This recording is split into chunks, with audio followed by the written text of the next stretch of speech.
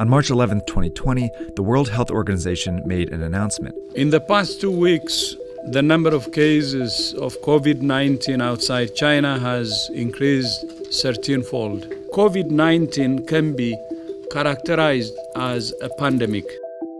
The coronavirus, or COVID-19 disease, had already overwhelmed China, South Korea, Iran, and Italy. And this was a warning to other countries where it was now spreading quickly. In the days and weeks ahead, we expect to see the number of cases, the number of deaths, and the number of affected countries climb even higher. The spread of COVID-19 was no longer something that could be stopped. But we can still slow it down.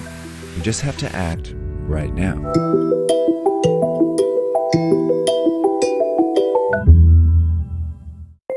Someone with COVID-19 usually develops a fever and a cough. Aches, pains, and other mild symptoms are also possible, but are less frequent.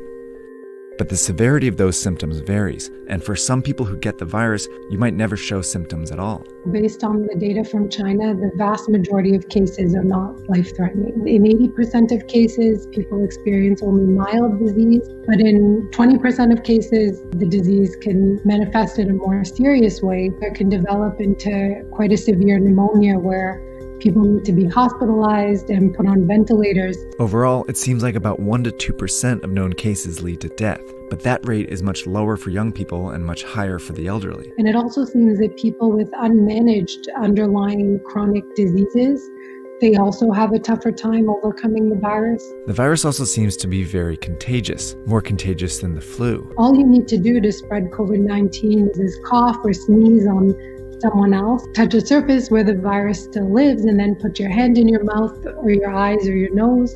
After getting infected, it can take an average of 5 to 6 days before you feel sick and your symptoms start to appear. But you can already spread it to people in that period, even if you feel healthy.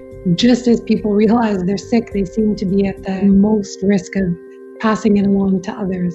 That's how the virus has been so effective at spreading across the world so quickly, and why the WHO was now calling COVID-19 a pandemic.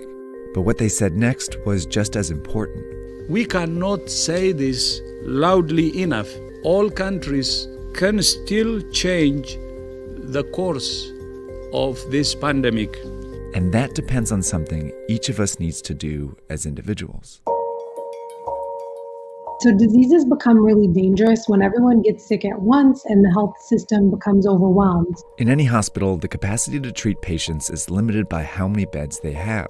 Think of this as the number of beds in your local hospital at any given time.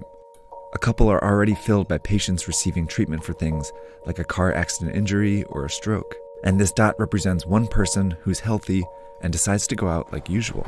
They jump on the subway and head into the office where they catch COVID-19. But they don't feel sick right away, and might not for several days. So later they go to a basketball game, where they unknowingly infect 2 or 3 more people. Most of these people will have relatively mild cases, but one might be an elderly person with a severe case who will eventually have to go to the hospital. But these 3, who are all infected but don't feel sick, go out again, on the subway, into the office, and then out after work, infecting several more people. 20% of whom will need to go to the hospital. Over a short period of time, this process multiplies the number of people going to the hospital each day. Before long, the hospital is full and a crisis begins. People with severe cases of COVID-19 can't get treatment, and some who could be saved die. Plus, people with other issues can't get treatment either, and some of them die. This surge of severe cases causes avoidable deaths. That's what happened in South Korea, Iran, and Italy, all of which went from 100 to more than 5,000 cases in less than 2 weeks. A lot of people died because they couldn't get into the hospitals. This surge is made up of only severe cases, but it was generated by people who didn't feel sick, spreading the disease in public. Which means the people who can do the most to avoid these unnecessary deaths are these people. And that means all of us. To slow the virus down, you need to act as if you already have it. By avoiding public transportation, the office, crowded places, and even small social gatherings, you decrease your chances of both getting the disease and spreading it. This is called social distancing. If enough of us do it, the virus still spreads, but much slower. Over time, many people might still get infected, but fewer severe cases show up to the hospital each day, never overwhelming the system. This trendline gets flatter. These people can all get treatment, and fewer people die because of it. These are the two ways the COVID-19 pandemic can play out. But this one only happens if everyone does their part. And it's why experts and officials are urging people to flatten the curve by social distancing and staying home as much as possible.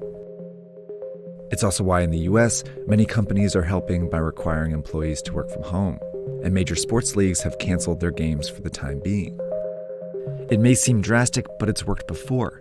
In 1918, the cities of Philadelphia and St. Louis were both hit by a flu pandemic, but they responded in different ways. In Philadelphia, health officials allowed a huge parade to go ahead, while in St. Louis, officials prepared. They closed schools, theaters, and bars. Philadelphia's hospitals were overwhelmed, and many more died as a result. But St. Louis was able to avoid those excessive deaths. 100 years later, these are the two scenarios we face. A difference not in whether you get the coronavirus, but when you get it. That could mean the difference between life and death, maybe for someone you know. But we have to act now.